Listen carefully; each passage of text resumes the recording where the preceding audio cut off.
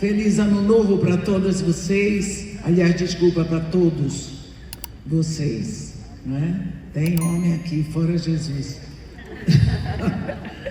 Então, é um prazer novamente estar aqui.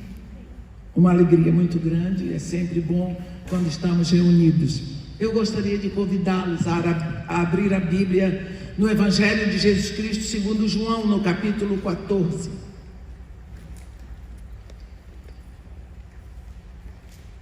Evangelho de Jesus Cristo segundo João, capítulo 14, está escrito assim: não se turbe o vosso coração, crede em Deus, crede também em mim. Na casa de meu pai há muitas moradas, e se assim não fora, eu vou-lhe teria dito, pois vou preparar-vos lugar. E quando eu for e vos preparar lugar, voltarei e vos receberei para mim mesmo, para que onde eu estou, estejais vós também. E vós sabeis o caminho para onde eu vou. Disse-lhe Tomé: Senhor, não sabemos para onde vais, como saber o caminho? Respondeu-lhe Jesus: eu sou o caminho e a verdade e a vida. Ninguém vem ao Pai senão por mim. Se vós me tivesseis conhecido, conhecerias também o meu Pai. Desde agora o conheceis e o tendes visto. Amém. Quando nós vemos esse momento de Jesus ali ensinando, pregando para os seus discípulos, é um momento tão solene, mas a plateia que estava ouvindo Jesus era toda de judeus. Então eles compreenderam perfeitamente o que Jesus estava dizendo. Isso se torna um pouco difícil para nós que estamos aqui no Ocidente 20 séculos depois, pouco mais, compreender. Por isso eu tenho uma dor tão grande de tantas comunidades terem desprezado a escola dominical, porque a escola dominical é que ensina essas coisas, mas de uma hora para outra não existe. Eu não sei até hoje qual foi o mal que a escola dominical fez para esse povo. Porque pode fazer a escola dominical e as outras coisas, como desprezar o inário, pode fazer o inário e as outras coisas. É um enriquecimento, mas tudo bem, está feito, não é da minha conta.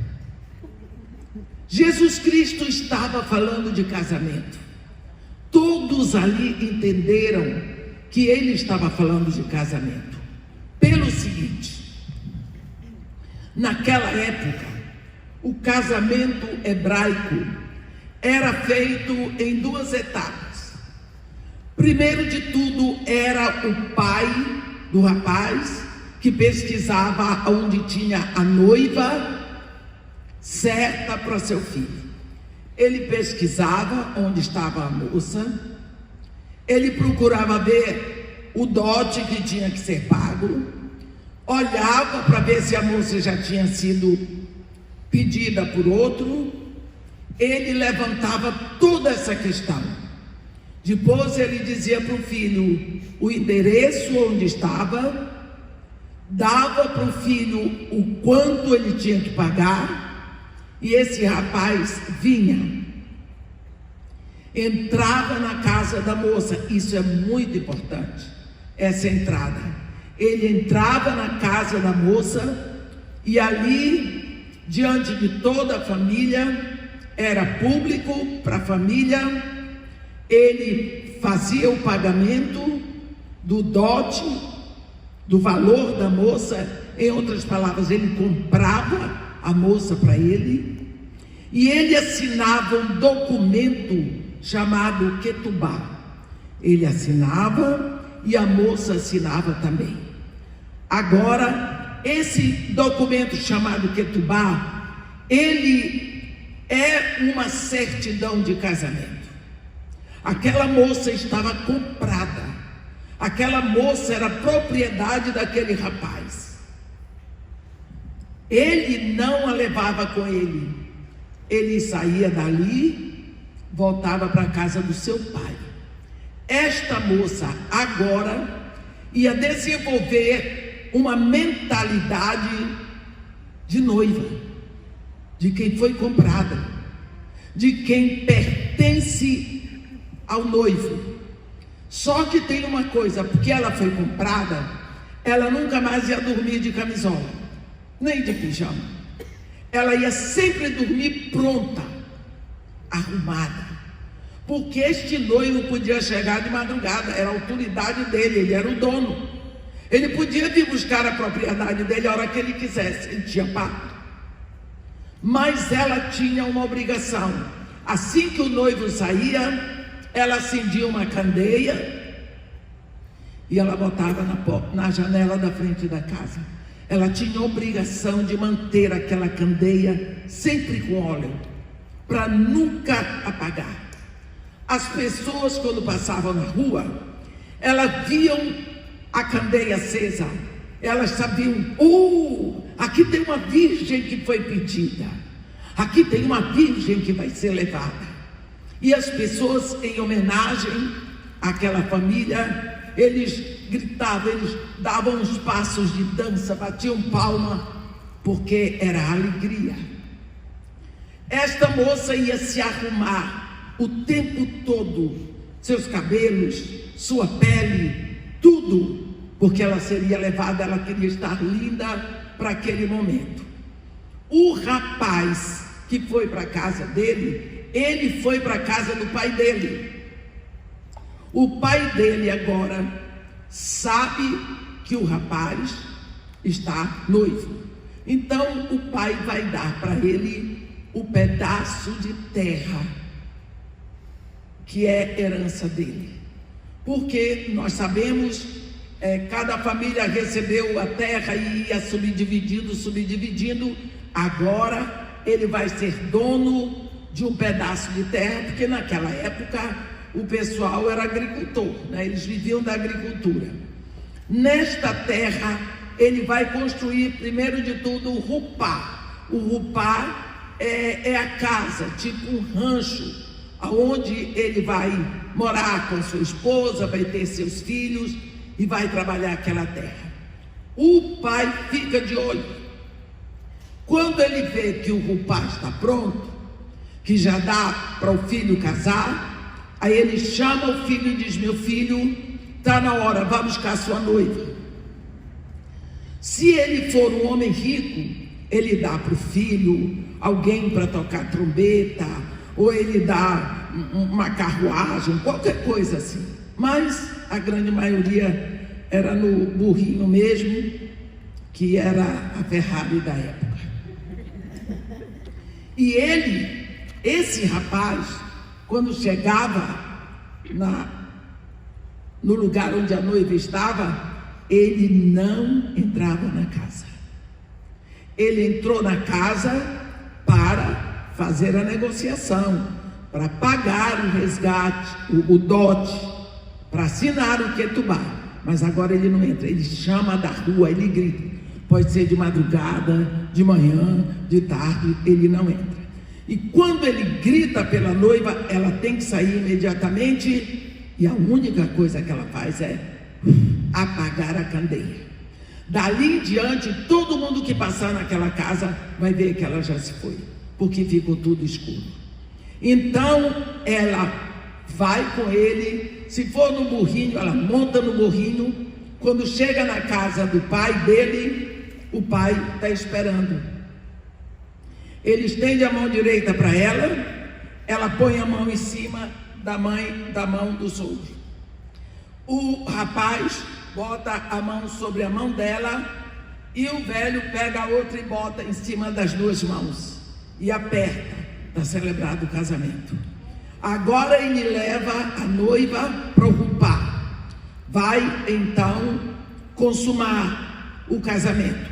Depois, então, vai ter a grande ceia, a festa, aonde ele quer apresentar essa noiva. Ele a veste muito lindo, ele quer apresentar para todos os amigos como ele comprou uma noiva linda. É o prazer do noivo. Quando Jesus fala para esse sermão aqui do capítulo 14 de João, ele diz: não se turbe o vosso coração, credes em Deus, crede também em mim. Na casa de meu pai há muitas moradas, se assim não for, eu vou lhe teria dito, pois eu vou e vos prepararei lugar. Rupar, né? Prepararei o rupar, né? E quando eu tiver ido e tiver preparado, voltarei e vos receberei. Ele não diz buscarei, ele diz receberei para mim mesmo, porque onde eu estou, para que onde eu estou estejais vós também. Bem, quando nós olhamos para isso aqui, nós vemos que Deus usou o modo que o povo conhecia para o casamento, porque Deus nunca vai falar conosco numa língua que nós não entendamos. Se nós não compreendemos a língua, tem que haver interpretação. Por isso que Paulo diz sobre essa questão do dom de falar em outras línguas, que deve ser falado se houver intérprete, porque senão ninguém entende. É que nem eu chegar aqui falar em chinês, não adiantou nada, porque às vezes nem eu entendo o chinês que estou falando. Então, Deus vem na mesma linha, e nós vemos que quando o homem caiu lá no Éden, caiu no pecado, já tinha havido um pecado, os anjos caíram, mas Deus não moveu um dedo para redimir os anjos. Caiu, virou demônio, acabou. Mas quando o homem caiu no pecado, imediatamente Deus levanta a voz publicamente e diz: eu me responsabilizo por mudar tudo. Eu colocarei inimizade entre a tua descendência e a descendência dele, falando para a mulher e para Satanás, que estava travestido de serpente. Ele te ferirá o calcanhar, mas o teu descendente lhe esmagará a cabeça. O poder, o governo, a autoridade. Então Deus ali planejou a nossa redenção. Amém. Mas a nossa redenção, no plano de Deus, incluía um filho de mulher, homem, nascido de mulher, aqui na terra, descendente de mulher. Depois nós vemos Paulo dizer em Gálatas 4, no versículo 4: vindo, porém, a plenitude do tempo, Deus enviou seu filho, nascido de mulher, nascido sob a lei. Então vem esse filho de Deus, aonde ele veio? Para a casa da noiva, porque a casa da noiva é o planeta Terra. Nós temos certeza, os cientistas ficam pesquisando se há vida em outros planetas. Eu não creio que Deus seja proibido de criar vida em outros planetas, mas uma coisa eu sei: homem é só na terra, porque Deus fez do material da terra. Deus fez o homem da terra, do barro, porque homem é só na terra. Então a casa do homem, a casa da humanidade é o planeta Terra. Nós vemos no Salmo 115, versículo 16, a palavra de Deus diz assim: os céus são os céus do Senhor, porém a terra deu-a ele aos filhos dos homens. Então a terra, o planeta Terra, é a casa do homem. Então, quando Deus quer levantar uma noiva da terra para seu filho, ele manda o seu filho na casa da noiva.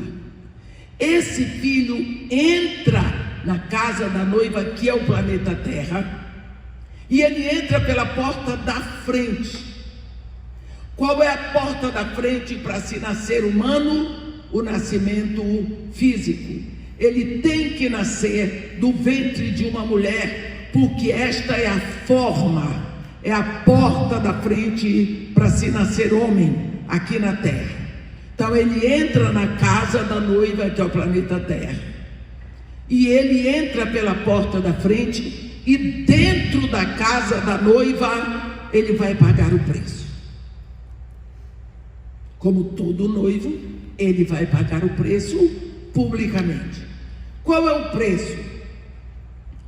Nós sabemos que foi a morte na cruz, mas por que nós precisamos examinar um pouco? Quando Jesus Cristo terminou o jantar da Páscoa, a Bíblia diz que eles desceram cantando um hino, que seguramente foi o Salmo 136, e ele foi para um jardim menor, chamado Getsemane, e ali a Bíblia diz que ele teve a primeira grande agonia, e ali, agonizando de dor, a Bíblia diz que ele chegou a suar sangue. Ele 3 vezes ele repetiu a mesma oração: Pai, se for possível, afasta de mim este cálice, contanto não seja feita minha vontade, mas sim a tua, porque tu estás nos céus. Ora, para Jesus repetir isso 3 vezes, é porque ele realmente tinha dificuldade de beber aquele cálice. Que cálice era esse tão difícil? Alguns dizem que era a morte de cruz, mas não era. Porque Jesus Cristo veio sabendo que ele ia morrer na cruz. Jesus Cristo veio sabendo que esse era o escopo, esse era o objetivo, isso era o pagamento. Ele veio sabendo disso e ele queria isso. Nós vemos quando Pedro tentou dissuadi-lo do sofrimento, ele disse: arreda Satanás, porque era Satanás que não queria. E mesmo quando ele ia subindo para Jerusalém com seus discípulos, ele diz: é necessário que o Filho do Homem ascenda a Jerusalém para ser preso, julgado, condenado, crucificado e morto. Então ele sabia, ele queria, ele tinha conhecimento. Outros dizem que era o sofrimento moral, emocional, porque o crucificado, ele ia sem roupa, ele era exposto, e também não era, porque ele sabia de tudo isso. Como é que era? Quando nós pensamos nisso, eu particularmente, quando eu estive lá em Jerusalém, na casa de Caifás, eu olhei aquele basement, pequeno, não é? Aonde ele ficou amarrado o resto da noite. E nós lembramos que ele tinha comido a Páscoa, comeu o cordeiro, as ervas amargas, o pão asmo, bebeu das 4 taças de vinho. Ele era um homem, aliás, ele é homem. Todo homem normal tem suas necessidades. Como é que se deixa uma pessoa até o outro dia, meio-dia? Ninguém diz para ele: você precisa ir ao banheiro? Ninguém disse, ninguém perguntou. O que significa que a humilhação completa é que ele provasse tudo publicamente para ficar provado que ele não era filho de Deus, porque ele era um homem como qualquer outro. Quer dizer, a humilhação começou desde o momento que ele foi preso. Todos os passos da humilhação. Então chega um momento em que não tinha mais como ser humilhado, mas ele sabia disso. Então, qual foi o cálice que Jesus Cristo pediu 3 vezes ao Pai, que não queria beber? Nós vamos lá no início da narração bíblica de Gênesis, quando a Bíblia diz assim: no princípio criou Deus os céus e a terra. A terra, porém, era sem forma e vazia. Havia trevas sobre a superfície do abismo, e o Espírito de Deus pairava sobre a superfície das águas. E Deus disse: haja luz. E houve luz. Em seguida Deus diz: haja separação entre a luz e as trevas. Separação. Haja, depois eu pego, não vou pegar logo. Haja separação. Ora, Deus ordenou separação. E uma vez que Deus ordenou, está ordenado para sempre. Haja separação entre luz e trevas. Quando nós olhamos na primeira carta de João, no capítulo 1, versículo 5, está escrito assim: Deus é luz, e nele não há treva alguma. Então, pecado é treva, Deus é luz, separado. Quando Jesus Cristo está lá na cruz, nós vemos que ele falou 7 vezes. 7 vezes, cada vez mais arfante, porque a morte de cruz é morte por sufocação. Ele foi falando, mas nós vemos pelo que ele falou que ele estava de frente para o Pai. Ele estava falando com o Pai o tempo todo. Nós lembramos que a primeira palavra que ele disse foi Pai. Pai, perdoa-lhes, eles não sabem o que fazem. E a última foi Pai. Pai, nas tuas mãos eu entrego o meu espírito. Então ele estava diante do Pai o tempo todo. Mas teve um momento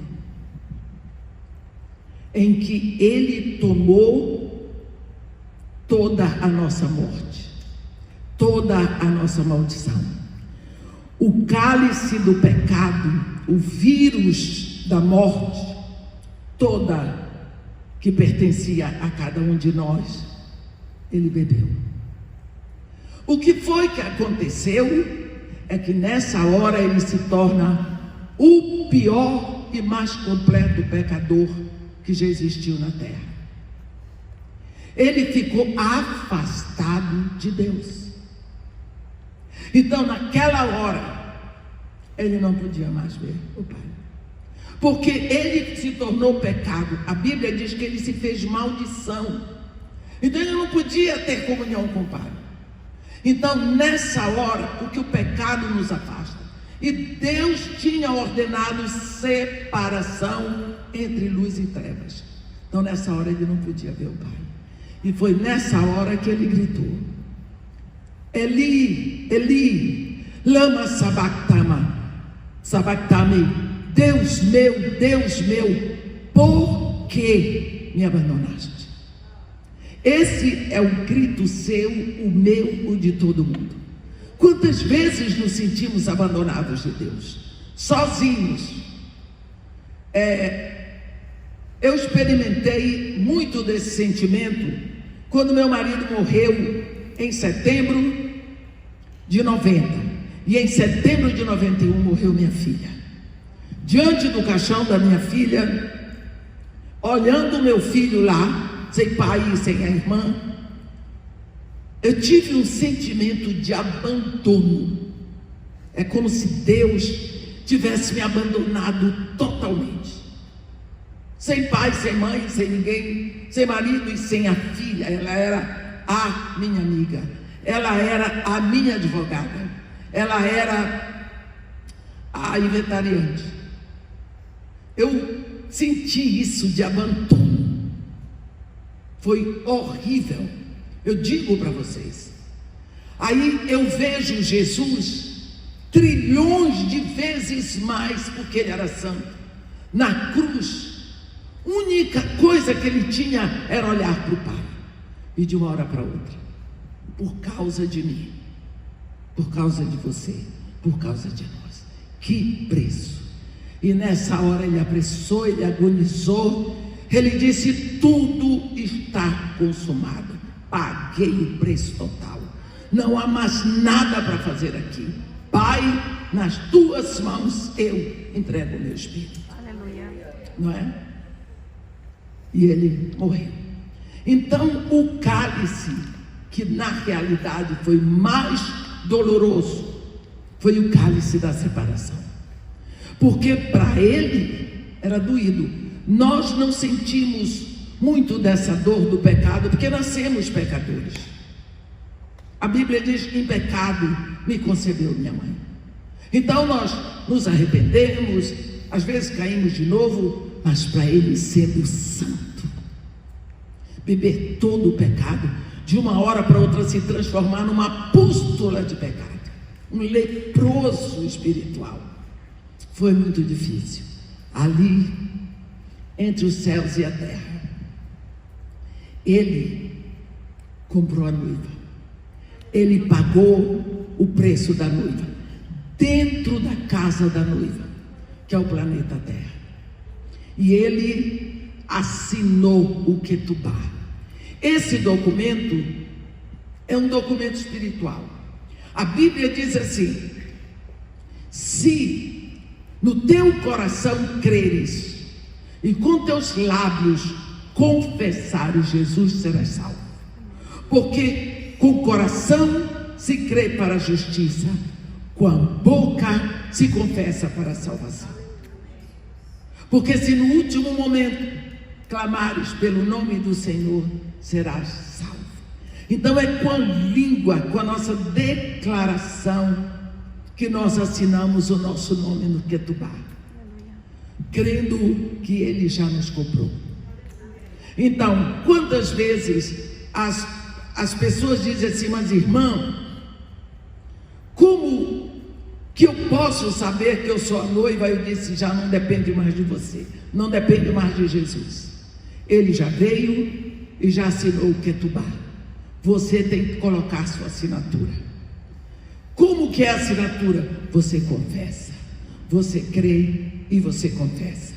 Ele veio aqui e ele já fez o trabalho.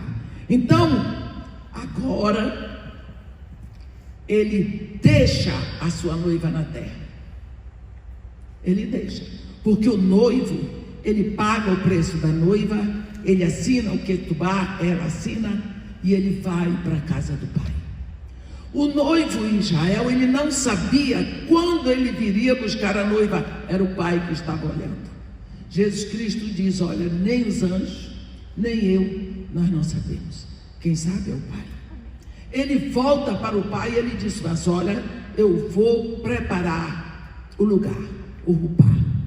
Quando eu tiver ido, tiver preparado o lugar, voltarei e vos receberei para mim mesmo. Ele não diz vos buscarei, ele vai nos receber. Por quê? Porque na primeira vez que o noivo vem, ele entra na casa da noiva, mas na segunda vez ele não entra. Nós vemos aqui em 1 Tessalonicenses o ensino que Paulo nos dá. Ele diz assim, 1 Tessalonicenses, no capítulo 4, ele diz assim, no versículo 15: ora, ainda vos declaramos por palavra do Senhor isto: nós os vivos, os que ficarmos até a vinda do Senhor, de modo algum precederemos os que dormem. Porquanto o Senhor mesmo, dada a sua palavra de ordem, ouvida a voz do arcanjo e ressoada a trombeta de Deus, descerá dos céus, e os mortos em Cristo ressuscitarão primeiro. Depois nós, os vivos, os que ficarmos, seremos arrebatados juntamente com eles entre nuvens para o encontro do Senhor nos ares. Não é na terra, é nos ares. E assim estaremos para sempre com o Senhor. Olha, ele não pisa na terra, porque a terra é a casa da noiva, é a casa do homem. Porque ele já pisou a primeira vez para pagar o preço e assinar o ketubá. É o papel do noivo. Quando ele vem buscar a noiva, ele chama de fora. Então Jesus Cristo nos chama dos ares. Nós somos recebidos por ele nos ares. Não é uma questão dele pisar na terra novamente. Nós, quando vemos isso aqui diz assim: os mortos em Cristo. Esta palavra aqui é especificamente para a igreja. O arrebatamento só tem a ver com igreja. Por quê? Porque a igreja começa desde o Espírito Santo, desde a vinda do Espírito Santo. Então, só a partir da presença do Espírito Santo aqui, nós podemos dizer que tem alguém que está em Cristo. E a palavra é muito clara: os mortos em Cristo ressuscitarão primeiro. Então, aqui não fala da ressurreição do rei Davi, de Abraão, não tem, é só a igreja. O arrebatamento é só para a igreja, é só para esta noiva. O que significa? Que no momento em que for tocada esta trombeta espiritual, aleluia, e que nós formos arrebatados da terra, nos encontrarmos com os irmãos que ressuscitaram, para todos irmos para a presença do Pai, para chegar na casa do Pai, a terra vai ficar na escuridão, porque quando a noiva sai, a candeia é apagada. Você vê Jesus Cristo dizer: vós sois a luz do mundo. Ele não diz vós sois uma luz no mundo. Aqui o artigo é definido: vós sois a luz do mundo. No momento em que a igreja é arrebatada, o mundo volta à escuridão. Nós saímos. Então nós vamos para a casa do Pai. No capítulo 19 de Apocalipse está escrita assim, descrita a nossa chegada. Para variar, é uma barulheira, não é? Quando Jesus Cristo nos falou, ele mandou: ide a todas as nações. Aleluia. Eu tenho certeza que enquanto o evangelho não tiver chegado a todas as nações, não seremos arrebatados, porque ele quer uma noiva de todas as nações. Ele quer de todas as nações. Por isso eu me preocupo tanto com o evangelismo. Eu oro por evangelismo, porque eu quero que isso chegue logo a todos os cantos do mundo. Agora, você já pensou, na hora do arrebatamento, essa noiva é arrebatada de todos os países, cada um glorificando na sua própria língua. Você já pensou? Todo mundo, tem japonês, tem chinês, tem até argentino, tem brasileiro. Você já pensou? Africano de todas as nações da África, asiáticos, americanos, tem índio, tem tudo. Uma igreja trazida, cada um glorificando na sua própria língua. Amém. Você sabe que em Apocalipse, águas são nações.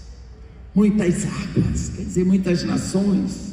Areia são povos, não é? Então, o João, que era louco pela igreja de Jesus, coitado, Deus diz no capítulo 4, vem João, sobe para cá, que eu vou te mostrar as coisas que em breve devem acontecer.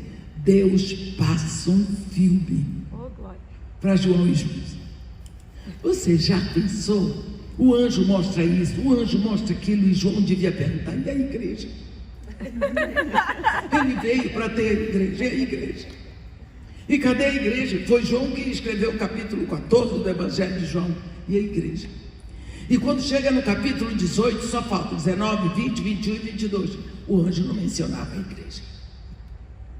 Meus irmãos, quando entra o capítulo 19, que é o capítulo da igreja, João perdeu as estribeiras, ele chegou a fazer bobagem, está escrito aqui. Ele confessa que fez bobagem. Então, a chegada da noiva, acontece uma novidade na Bíblia, é precedida de 4 aleluias. Sabe por quê? A única palavra comum na igreja, no mundo todo, é aleluia. Todo mundo diz, né? Eu me lembro que uma vez eu estava pregando numa igreja em Manaus, e daqui a pouco eu praticamente não faço apelo. Então o pastor levantou, fez apelo. Eu estava assim, o pastor disse: fica aí. Fiquei. Aí veio um senhor que ele era japonês, e ele parou assim, ele dizia areru, areru, areru, areru, era aleluia. E aquilo me deu vontade de rir, mas eu me controlei, porque era o jeito dele dizer aleluia, né? E outro dia eu estava com um coreano que dizia aleluia, aleluia, aleluia, aleluia, era aleluia. Então você já pensou que de todas as nações da terra, a única palavra que é comum é aleluia e amém? Então este capítulo da chegada da noiva é precedido de 4 aleluias, porque eu acho que o povo vem gritando de longe. A confusão de crente do mundo todo. Olhe bem, capítulo 19 de Apocalipse. Depois dessas coisas, ouvi no céu. João está no céu, porque às vezes João está falando do céu, às vezes ele está falando da terra, não é? Aqui ele está. Ouvi no céu uma grande voz de numerosa multidão dizendo aleluia. Olha bem se não é coisa de crente. Aí quando for no versículo 3, está escrito: segunda vez disseram aleluia. No versículo 4, lá no final está escrito amém, aleluia. São as 2 palavras comuns, é o que João entende de tanta gente falando. No versículo 6 está escrito aleluia, pois reina o Senhor nosso Deus, o Todo-Poderoso. Então você vê que é a palavra comum para a igreja do mundo todo. Olha como nós chegamos lá. Aí a Bíblia diz que João, no versículo 9, o anjo falou com João: escreve, bem-aventurados aqueles que são chamados à ceia das bodas do Cordeiro. E acrescentou: são estas as verdadeiras palavras de Deus. Olha, João, prostrei-me ante os seus pés para adorar. Ora, João, como cristão e como judeu, sabia que não podia se prostrar para adorar anjo.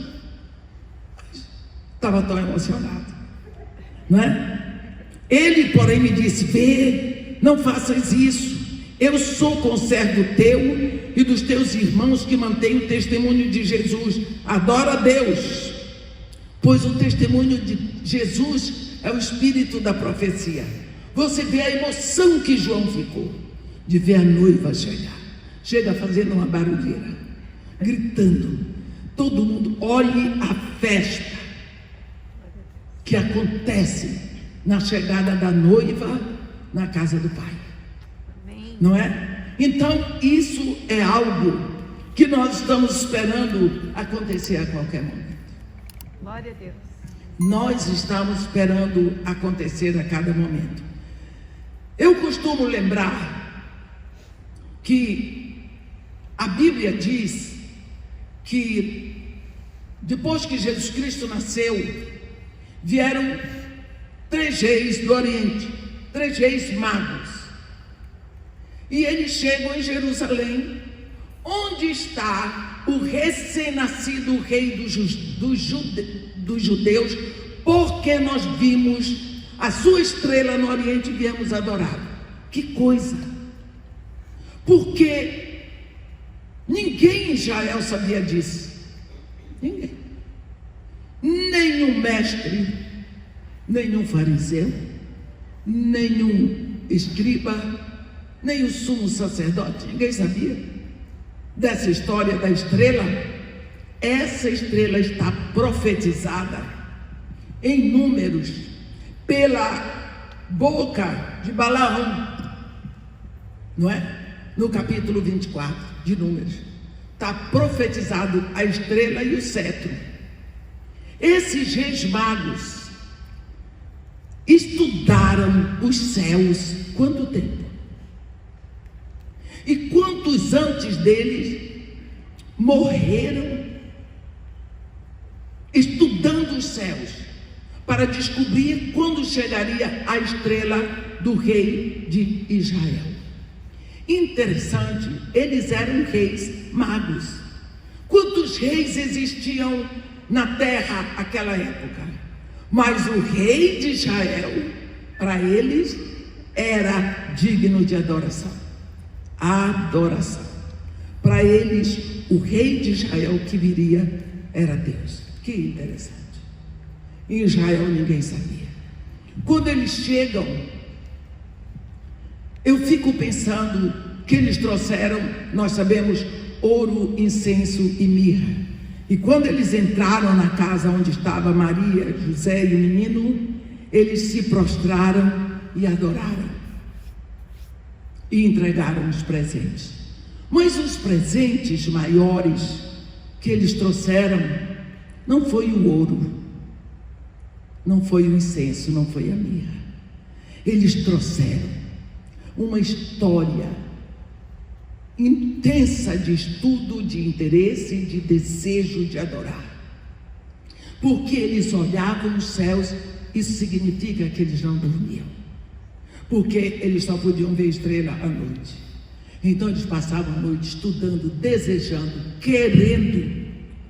E eles conseguiram ver a diferença da estrela do rei de Israel, diferente de todas as outras estrelas. E o interessante é que essa estrela os guiou.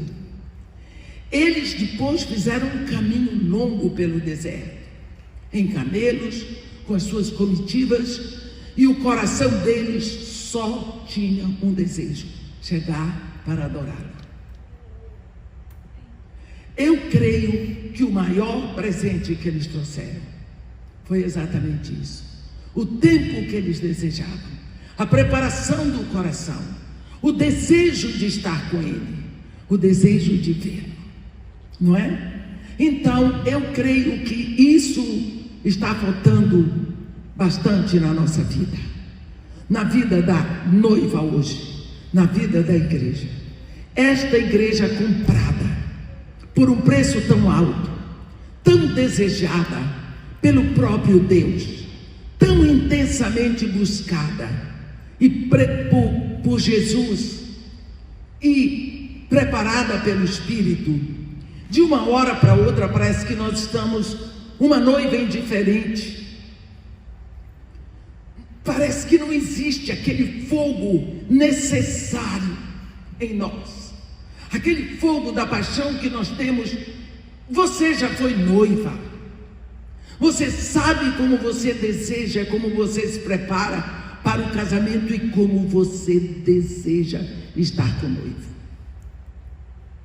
Será que nós estamos sentindo esse mesmo ardor para que o noivo venha nos tirar daqui? Lá em Cantares, ao grito dele. Ele diz para ela: vem comigo no Líbano, querida minha, vem comigo no Líbano, vem comigo no Senir, do covil dos leões, do monte dos leopardos. Por quê? Porque ele sabe onde nós estamos.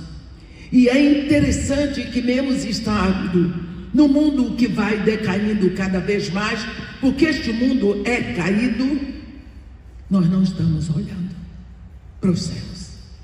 Nós não estamos mostrando interesse. Parece que o nosso coração não está gritando Maranata. Nesse tempo de pandemia, muitas pessoas ligavam para mim: oi, irmã, será que está na hora do arrebatamento? Eu disse: eu não sei, nem Jesus sabe. Ai, irmã, Jesus Cristo tem que buscar logo a gente, porque está muito ruim aqui. Eu disse: minha filha, então você quer dar o golpe do baú. É aquela noiva que quer logo casar, porque o noivo é rico, ela vai sair da pobreza. Quer dar o golpe do baú em Jesus, né?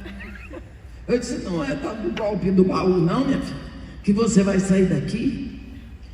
E muita gente que não tinha certeza de salvação. Nós precisamos buscar. Eu peço a vocês este ano um fogo que queima. Aleluia. Uma paixão, um desejo maior, um desejo grande de ser sugada. Ele diz: eu vos receberei para mim mesmo. Tem dois momentos que eu gosto muito, aliás, eu gosto de todos, mas esses dois dentro do assunto. Na Bíblia, o autor de Hebreus diz no capítulo 1 que Jesus Cristo está assentado à destra de Deus. Aí você pensa, português é português, está assentado. Mas quando no capítulo 7 de Atos, Estevão vê, eu vejo os céus abertos e o Filho do Homem em pé. Está sentado ou em pé? Ele viu em pé. O autor de Hebreus diz que é sentado. Eu, lá no meu coração, nas minhas elucubrações, vou sair do púlpito para não. Eu creio que Jesus Cristo está sentado à direita de Deus. Mas na hora de Estevão chegar, ele levantou para receber. Amém. Só pode ser. Primeiro mártir da igreja. Você pensa, o primeiro que estava morrendo pelo nome dele, pela fidelidade a ele, sofrendo por causa dele, ele levantou. Eu tenho tanta vontade de receber esse abraço. Aleluia. Quando você imagina o que é sair do covil dos leões, nós temos um problema. Nós vamos nos adaptando às dificuldades. As dificuldades vão chegando, a queda dos valores vai surgindo, nós vamos nos adaptando. Nos adaptamos a ver imoralidade, vamos fechando os olhos, nos adaptamos à traição, nos adaptamos ao roubo, vamos nos adaptando. E com isso nós vamos morrendo. Eu gosto de citar um exemplo, o exemplo de uma rã. Você quer matar uma rã, você bota numa panela de água, quando estiver fervendo, você joga a rã, ela bate e pula, porque está muito quente. Se você quer matar a rã, você põe numa panela de água fria, aí você põe no fogo brando. A água começa a esquecer, a rãzinha vai abrindo as pernas, que coisa gostosa, né? Ai, ela vai sentindo o conforto. Aí ela vai, daqui a pouco dá aquele soninho. Ela dorme e ela morre cozida.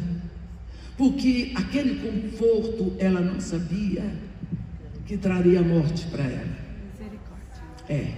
Nós estamos talvez morrendo por adaptação. Nos adaptamos às coisas do mundo. Misericórdia, Senhor. Nos adaptamos à busca do conforto, daquilo que nos faz bem, daquilo que é legal. E nós não sabemos que aquilo talvez é o nosso caminho de morte. Nós somos a Igreja de Jesus Cristo. Nós somos a luz deste mundo. Aleluia. Logicamente, a Bíblia diz, Jesus Cristo diz, não se pode ocultar a cidade edificada sobre o monte. Não se pode. Por quê? Uma cidade edificada sobre o monte, de dia você vê, de noite você vê as luzes acesas. Não dá para ocultar. Dessa forma, a igreja não pode ficar ocultada ou oculta no império das trevas. Nós somos alvo desse império dentro do qual nós estamos vivendo. E nós estamos vivendo um império satânico de um príncipe que já foi julgado, já foi condenado, mas está solto. Então nós precisamos acordar. A palavra que me repetia muito no meu coração era: levanta, ó tu que dormes. Não, acorda, ó tu que dormes. Levanta-te dentre os mortos e Cristo te iluminará. Aleluia. Nós precisamos buscar acordar, fazer uma revisão da nossa vida e ver até que ponto nós estamos muito acomodados. Verdade. Estamos bem, não falta nada, só, quem sabe, o green card, né? Vamos nos adaptando pouco a pouco, e nós sabemos que em nossa volta o clamor da dor está no ar, principalmente daqueles que não conhecem a Jesus. É horrível o que está se passando no mundo agora, mas nós estamos bem e estamos indiferentes. Quando oramos, não oramos o suficiente. Quando a Bíblia diz que devemos orar sem cessar, não oramos o suficiente, não buscamos o suficiente e não amamos o suficiente. Precisamos crescer neste amor, porque enquanto este evangelho não tiver alcançado a todos, o nosso arrebatamento não vai acontecer. Quando Jesus Cristo faz o seu sermão profético, no capítulo 24 de Mateus, ele diz claramente, a Bíblia diz, que quando Jesus Cristo estava no Monte das Oliveiras, ele estava dentro do templo. Eu não sei o que ele estava fazendo dentro do templo, mas ele estava lá. E os discípulos dele estavam lá fora. Vocês pensam, uma porção de galileus. Galileu, a gente sempre pensa que é tipo Tabaré, né? Os pescadores da Galileia. Eles estavam maravilhados com as construções do templo. Olha que maravilha, maravilha. Aí Jesus vai saindo do templo e eles chamam Jesus para ver. Olha, Senhor, vem bem, que maravilha. Jesus parou, olhou assim e disse: em verdade vos digo, não ficará aqui pedra sobre pedra que não seja derrubada. Aquilo foi um pau de diálogo em cima da fervura dos discípulos. E Jesus continuou andando, desceu o vale do Quidron, subiu o Monte das Oliveiras e sentou. E quando ele se assentou ali, os discípulos vieram, cercaram Jesus e fizeram 3 perguntas. São as 3 perguntas que vigoram através dos tempos. A Bíblia diz: no Monte das Oliveiras achava-se Jesus assentado. Quando se aproximaram dele os seus discípulos, em particular, e lhe pediram: dize-nos, quando sucederão estas coisas? E que sinal haverá da tua vinda e da consumação do século? Olha, 3 perguntas que até hoje. Quando sucederão essas coisas? Isso é uma coisa que as pessoas... Irmã, nós já estamos na grande tribulação, então nós estamos na tribulação. plena. Mas a grande tribulação é outra coisa. E como que nós sabemos se Jesus está voltando? Olha para a Bíblia. Temos várias pistas. Quando seremos arrebatados, nem Ele sabe, só o Pai. Mas como é que as pessoas se projetam, querem saber o que vai acontecer depois que eles morrerem? E Jesus olhou para eles. Eu creio que Jesus olhou e deve ter pensado: essa turma quer saber muito, vão morrer daqui a 50, 30, 40 anos, estão querendo saber. E Jesus deu uma chamada: vede que ninguém os engane. Quer dizer, o grande problema é o engano. Vede que ninguém vos engane, porque virão muitos em meu nome dizendo: eu sou o Cristo, e enganarão a muitos. Aí você diz assim: irmã, mas eu nunca vi ninguém dizer eu sou o Cristo.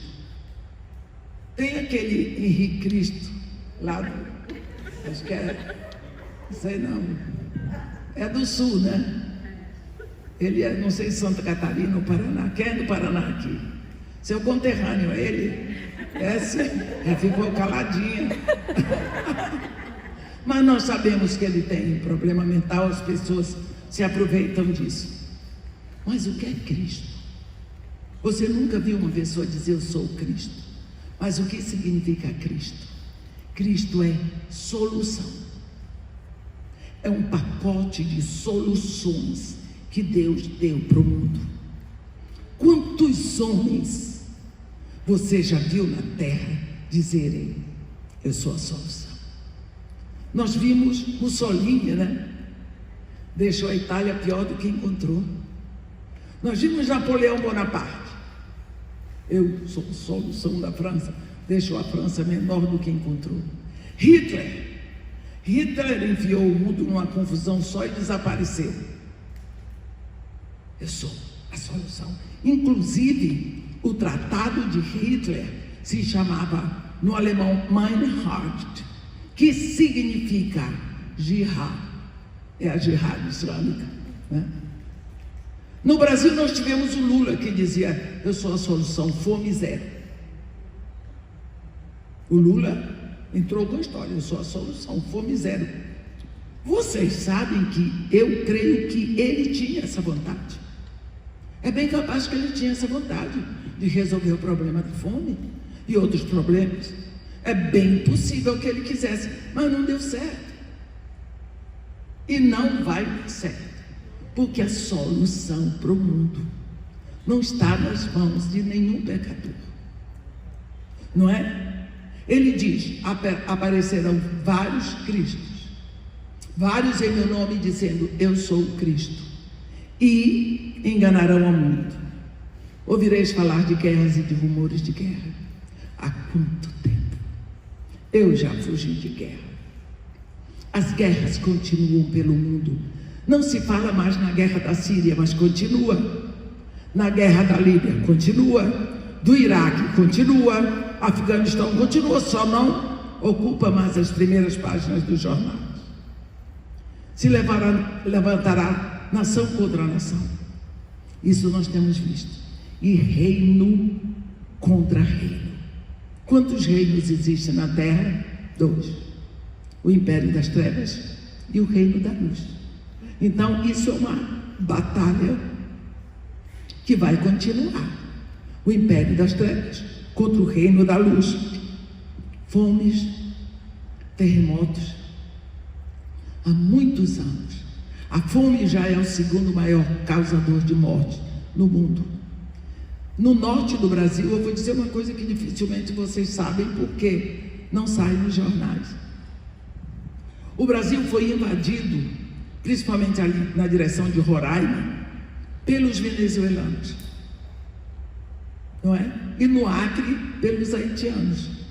O Brasil não tem o menor problema de receber imigrantes. Recebe e fica na rua.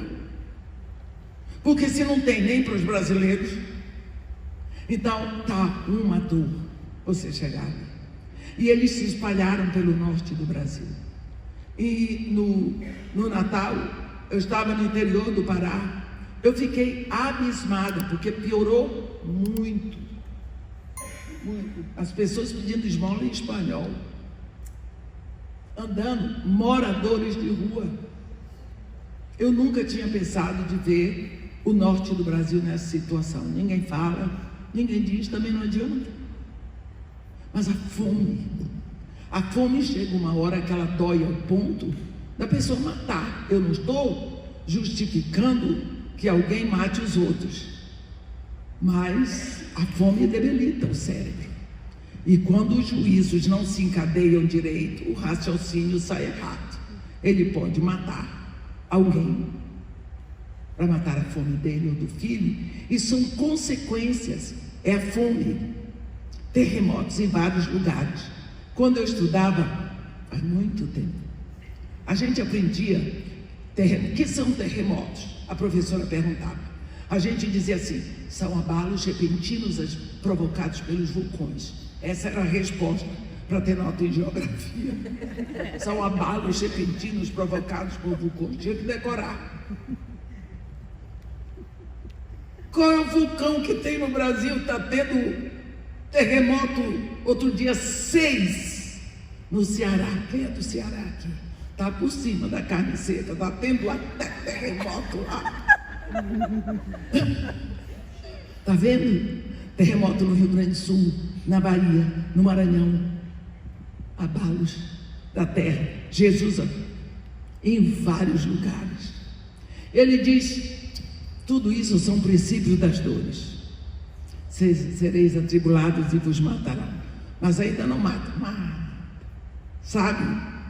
Ali em Bagdade, indo para o norte do Iraque, existe uma área que nós sempre chamávamos de Samara. Eu morei lá, não em Bagdade, no extremo sul, em Basra, que é a Caldeia. Nínive fica para o norte. E tem um lugar que é Samara, aonde estava a torre espiral de Samara, que na Bíblia nós chamamos a Torre de Babel. Ali naquela região fundaram um Estado Islâmico só para matar cristão todos os dias.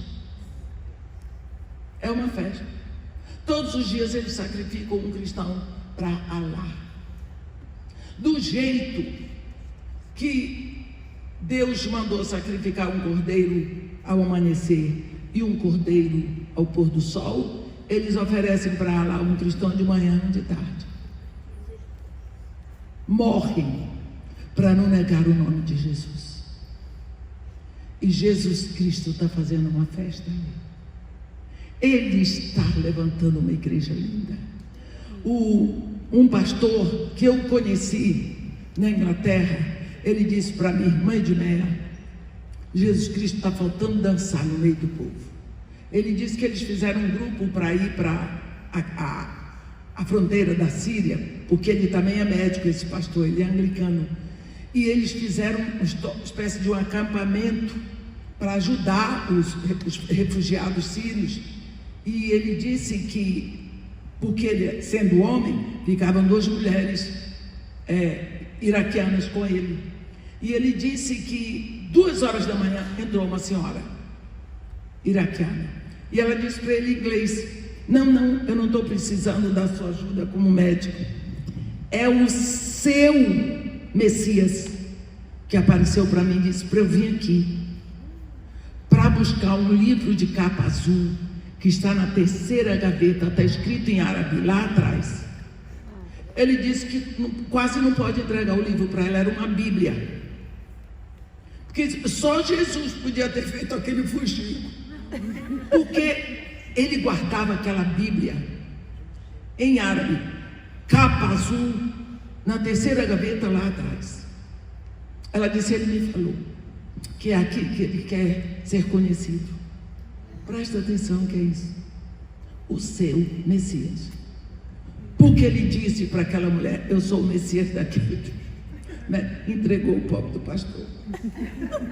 Ele veio aqui como cristão, disse tudo, vai lá. Então está se levantando uma igreja tão linda no sul do Iraque. Glória a Deus. E o sul do Iraque não era cristão, eu morei lá. Saddam Hussein nunca perseguiu os cristãos, eu ia na igreja, a gente podia fazer tudo. Tinha que entrar pelas portas laterais, não pela da frente. Mas agora, eu vi na Jordânia um senhor dizendo sobre o grande culto que aconteceu na praça de Basra. Os cristãos adorando em público. Precisa ver o louvor. Ele está levantando uma igreja. Amém. Aonde a gente não pensa, ele está levantando. O norte do Iraque sempre foi mais cristão, porque lá é a Síria, tem a igreja ortodoxa. Mas nós vemos que a perseguição aos filhos de Deus, ela está espalhada pelo mundo. E Deus, na sua misericórdia, está dando tempo para nós. Mas uma hora, alguma coisa vai ter que acontecer para nós acordarmos. Para essa noiva queimar de amor por esse noivo. Para essa noiva começar a se conscientizar que ela é comprada, que o preço dela já foi pago. Que a qualquer momento ele pode levá-la. E nessa hora ela tem que estar pronta. Porque vai ficar tudo escuro quando ela sair. Não se turbe os vossos corações. Credes em Deus, crede também em mim. Na casa de meu pai há muitas moradas, e se assim não fora, eu vou-lhe teria dito. Pois eu irei e vos prepararei lugar. E quando eu tiver ido e preparado o lugar, voltarei e vos receberei para mim mesmo, para que onde eu estou estejais vós também, e vós sabeis o caminho para onde vou. Só está faltando ele vir nos buscar. Amém? Aleluia. Que Deus nos abençoe e nos guarde, que faça resplandecer o seu rosto sobre nós e tenha misericórdia de todos nós. Amém.